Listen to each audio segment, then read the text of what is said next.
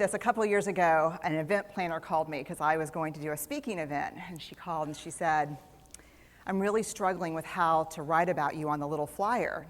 And I thought, well, what's the struggle? And she said, "Well, I saw you speak, and I'm going to call you a researcher, I think, but I'm afraid if I call you a researcher, no one will come because they'll think you're boring and irrelevant." And I was like, okay. And she said, but the thing I liked about your talk is, you're a storyteller, so I think what I'll do is just call you a storyteller. And of course, the academic, insecure part of me was like, "You're going to call me a what?" And she said, "I'm going to call you a storyteller." And I was like, "Oh, why not Magic Pixie?" I was like, let me think about this for a second. And so I tried to call deep on my courage, and I thought, I am a storyteller. I'm a qualitative researcher. I collect stories. That's what I do.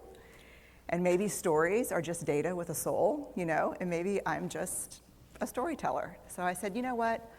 Why don't you just say I'm a researcher storyteller? And she went, "There's no such thing." So I'm a researcher storyteller. And I'm going to talk to you today. We're talking about expanding perception. And so I want to talk to you and tell some stories about a piece of my research that fundamentally expanded my perception and really actually changed the way that I live and love and work and parent. And this is where my story starts. When I was a young researcher, doctoral student, my first year I had a research professor who said to us, "Here's the thing. If you cannot measure it, it does not exist." And I thought he was just sweet-talking me. I was like, "Really?" And he's like, "Absolutely." So you have to understand that I have a bachelor's in social work, a master's in social work, and I was getting my PhD in social work. So my entire academic career was surrounded by people who kind of believed in the life's messy, love it, and I'm more the life's messy, clean it up, organize it, and put it into a bento box. And so to think that I had found my way, to found a career that takes me, really one of the big sayings in social work is lean into the discomfort of the work. And I'm like, knock discomfort upside the head and move it over and get all A's. That was my mantra. So I was very excited about this. And so I thought, you know what? This is the career for me because I am interested in some messy topics, but I want to be able to make them not messy. I want to understand them. I want to hack into these things that I know are important and lay the code out for everyone to see. So where I started was with connection, because by the time you're a social worker for 10 years, what you realize is that connection is why we're here. It's what gives purpose and meaning to our lives. This is what it's all about. It doesn't matter whether you talk to people who work in social justice and mental health and abuse and neglect. What we know is that connection, the ability to feel connected, is neurobiologically, that's how we're wired. It's why we're here. So I thought, you know what? I'm going to start with connection. Well, that situation where you get an evaluation from your boss, and she tells you 37 things that you do really awesome and one thing that you can't, an opportunity for growth.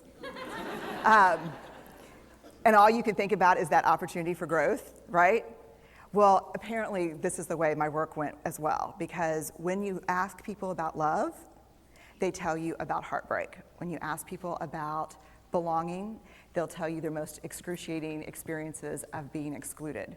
And when you ask people about connection, the stories they told me were about disconnection. So very quickly, really about 6 weeks into this research, I ran into this unnamed thing that absolutely unraveled connection in a way that I didn't understand or had never seen. And so I pulled back out of the research and thought, I need to figure out what this is. And it turned out to be shame. And shame is really easily understood as the fear of disconnection. Is there something about me that if other people know it or see it, that I won't be worthy of connection? The things I can tell you about it, it's universal. We all have it. The only people who don't experience shame have no capacity for human empathy or connection. No one wants to talk about it, and the less you talk about it, the more you have it. What underpinned this shame, this I'm not good enough, which we all know that feeling. I'm not blank enough. I'm not thin enough, rich enough, beautiful enough, smart enough, promoted enough. The thing that underpinned this was excruciating vulnerability. This idea of, in order for connection to happen, we have to allow ourselves to be seen, really seen. And you know how I feel about vulnerability. I hate vulnerability. And so I thought, this is my chance to beat it back with my measuring stick. I'm going in, I'm gonna figure this stuff out, I'm gonna spend a year, I'm gonna totally deconstruct shame, I'm gonna understand how vulnerability works, and I'm gonna outsmart it. So I was ready, and I was really excited. As you know, it's not gonna turn out well. You know this. So I could tell you a lot about shame, but I'd have to borrow everyone else's time. But here's what I can tell you that it boils down to. And this may be one of the most important things that I've ever learned in the decade of doing this research. My 1 year has turned into 6 years, thousands of stories, hundreds of long interviews, focus groups. At one point, people were sending me journal pages and sending me their stories, thousands of pieces of data. And 6 years, and I kind of got a handle on it. I kind of understood this is what shame is, this is how it works. I wrote a book, I published a theory, but something was not okay. And what it was is that if I roughly took the people I interviewed and divided them into people who really have a sense of worthiness, that's what this comes down to, a sense of worthiness. They have a strong sense of love and belonging. And folks who struggle for it, and folks who are always wondering if they're good enough. There was only one variable that separated the people who have a strong sense of love and belonging and the people who really struggle for it, and that was the people who have a strong sense of love and belonging believe they're worthy of love and belonging. That's it. They believe they're worthy. And to me, the hard part of the one thing that keeps us out of connection is our fear that we're not worthy of connection, was something that personally and professionally I felt like I needed to understand better. So what I did is I took all of the interviews where I saw worthiness, where I saw people living that way, and just looked at those. What do these people have in common? And I have a slight office supply addiction, but that's another talk. So I had a manila notebook, a manila folder, and I had a Sharpie, and I was like, what am I gonna call this research? And the first words that came to my mind were wholehearted. These are kind of wholehearted people living from this deep sense of worthiness. So I wrote at the top of the manila folder, and I started looking at the data. In fact, I did it first in this in a 4-day, very intensive data analysis where I went back, pulled these interviews, pulled the stories, pulled the incidents. What's the theme? What's the pattern? My husband left town with the kids because I always go into this kind of Jackson Pollock crazy thing where I'm just like writing and going and kind of just in my researcher mode. And so here's what I found. What they had in common was a sense of courage. And I want to separate courage and bravery for you for a minute. Courage, the original definition of courage, when it first came into the English language, it's from the Latin word cur, meaning heart, and the original definition was to tell the story of who you are with your whole heart. And so these folks had, very simply, the courage to be imperfect.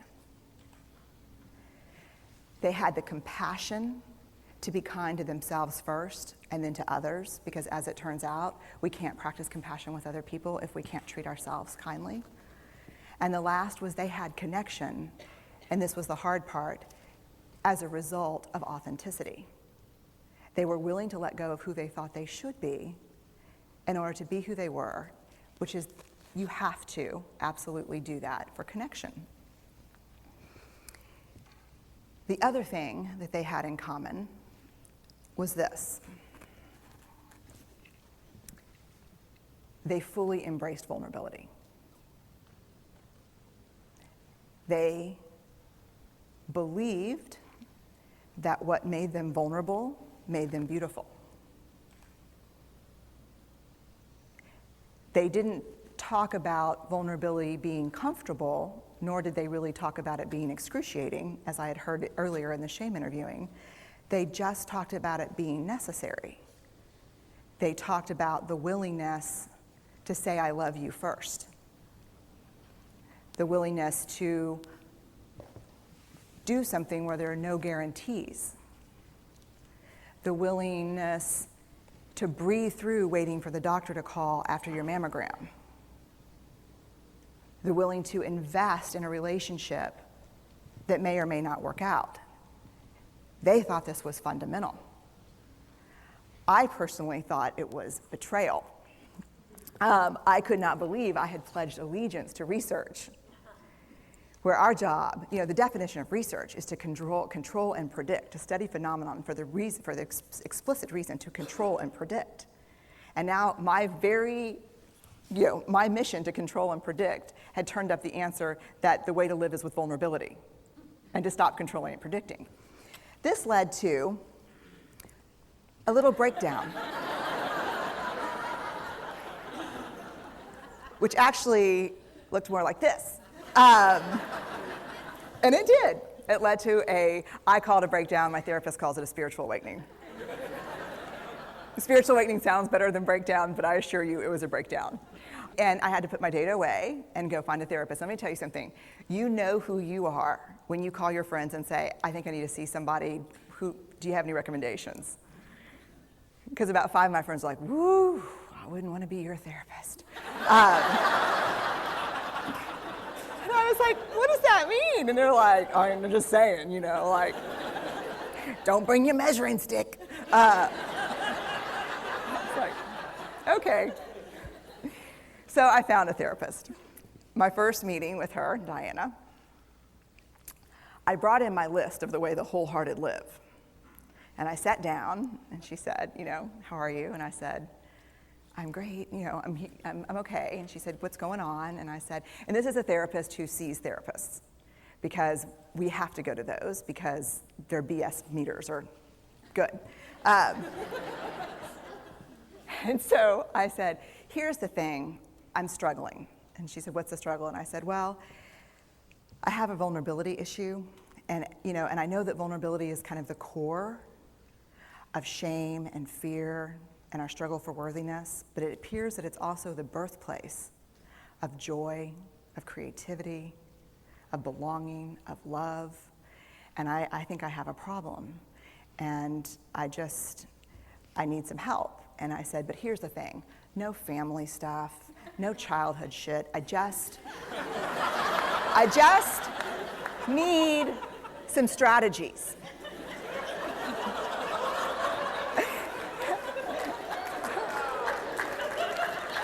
Thank you. So she goes like this. And then I said, it's bad, right? And she said, it's neither good nor bad. It just is what it is. And I said, oh my God, this is gonna suck. And it did, and it didn't. And it took about a year. And you know how there are people that, like, when they realize that vulnerability and tenderness are important, that they kind of surrender and walk into it? A, that's not me. And B, I don't even hang out with people like that. For me, it was a year-long street fight. It was a slugfest. Vulnerability pushed, I pushed back. I lost the fight, but probably won my life back. And so then I went back into the research and spent the next couple of years really trying to understand what the wholehearted, what the choices they were making, and what are we doing with vulnerability? Why do we struggle with it so much? Am I alone in struggling with vulnerability? No. So this is what I learned. We numb vulnerability. When we're waiting for the call, it was funny, I sent something out on Twitter and on Facebook that says, how would you define vulnerability? What makes you feel vulnerable? And within an hour and a half, I had 150 responses. Because I wanted to know, what's out there. Having to ask my husband for help because I'm sick and we're newly married. Initiating sex with my husband, initiating sex with my wife. being turned down, asking someone out, waiting for the doctor to call back, getting laid off, laying off people. This is the world we live in. We live in a vulnerable world. And one of the ways we deal with it is we numb vulnerability. And I think there's evidence, and it's not the only reason this evidence exists, but I think that it's a huge cause. We are the most in debt, obese, addicted, and medicated adult cohort in US history. The problem is, and I learned this from the research, that you cannot selectively numb emotion. You can't say, here's the bad stuff. Here's vulnerability, here's grief, here's shame, here's fear, here's disappointment. I don't want to feel these. I'm going to have a couple of beers and a banana nut muffin. I don't want to feel these. And I know that's knowing laughter. I hack into your lives for a living. I know that's, God. You can't numb those hard feelings without numbing the other affects or emotions. You cannot selectively numb. So when we numb those, we numb joy. We numb gratitude. We numb happiness. And then we are miserable and we are looking for purpose and meaning. And then we feel vulnerable. So then we have a couple of beers and a banana nut muffin. And it becomes this dangerous cycle. One of the things that I think that we need to think about is why and how we numb. And it doesn't just have to be addiction. The other thing we do is we make everything that's uncertain certain. Religion has gone from a belief in faith and mystery to certainty. I'm right, you're wrong, shut up. That's it. Just certain. The more afraid we are, the more vulnerable we are, the more afraid we are. This is what politics looks like today. There's no discourse anymore. There's no conversation. There's just blame. You know what blame? You know how blame is described in the research? A way to discharge pain and discomfort. We perfect. If there's anyone who wants their life to look like this, it would be me. But it doesn't work, because what we do is we take fat from our butts and put it in our cheeks. Which just, I hope in 100 years people will look back and go, wow. You know? And we perfect, most dangerously, our children. Let me tell you what we think about children. They're hardwired for struggle when they get here. When you hold those perfect little babies in your hand, our job is not to say, look at her, she's perfect. My job is just to keep her perfect, make sure she makes the tennis team by 5th grade and Yale by 7th grade. That's not our job. Our job is to look and say, you know what? You're imperfect and you're wired for struggle, but you are worthy of love and belonging. That's our job. Show me a generation of kids raised like that and we'll end the problems I think that we see today. We pretend that what we do doesn't have an effect on people. We do that in our personal lives. We do that corporate, whether it's a bailout, an oil spill, a recall. We pretend like what we're doing doesn't have a huge impact on other people. I would say to companies, this is not our first rodeo, people. We just need you to be authentic and real and say, we're sorry, we'll fix it. But there's another way, and I'll leave you with this. This is what I have found. To let ourselves be seen, deeply seen, vulnerably seen. To love with our whole hearts, even though there's no guarantee. And that's really hard, and I can tell you as a parent, that's excruciatingly difficult. To practice gratitude and joy in those moments of kind of terror when we're wondering, can I love you this much? Can I believe in this passionately? Can I be this fierce about this? Just to be able to stop and instead of catastrophizing what might happen, to say, I'm just so grateful. Because to feel this vulnerable means I'm alive. And the last, which I think is probably the most important, is to believe that we're enough. Because when we work from a place, I believe, that says, I'm enough, then we stop screaming and start listening. We're kinder and gentler to the people around us, and we're kinder and gentler to ourselves. That's all I have. Thank you.